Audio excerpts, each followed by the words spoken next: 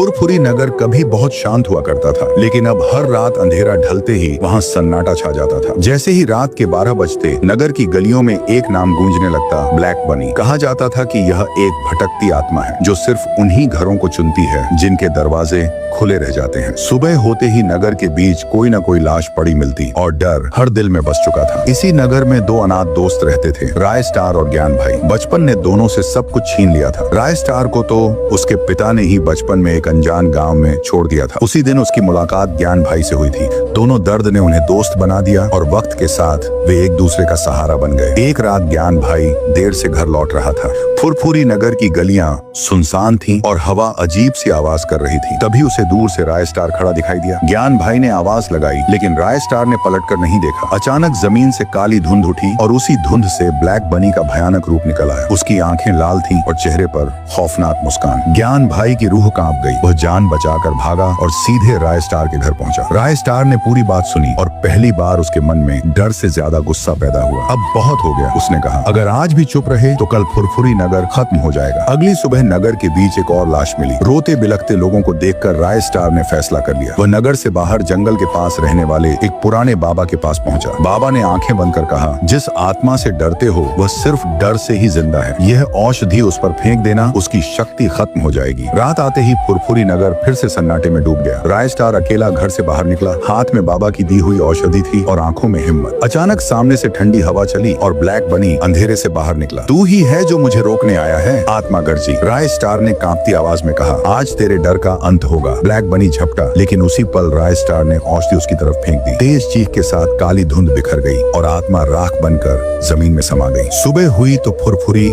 नगर की हवा बदल चुकी थी। दरवाजे खुले थे, चेहरे पर मुस्कान थी। राय स्टार और ज्ञान भाई ने पहली बार चैन की सांस ली। लेकिन नगर के लोग आज भी कहते हैं, अगर कभी रात में काली धुंध दिखे तो समझ लेना ब्लैक बनी की परछाई अभी भी कहीं न कहीं मौजूद है।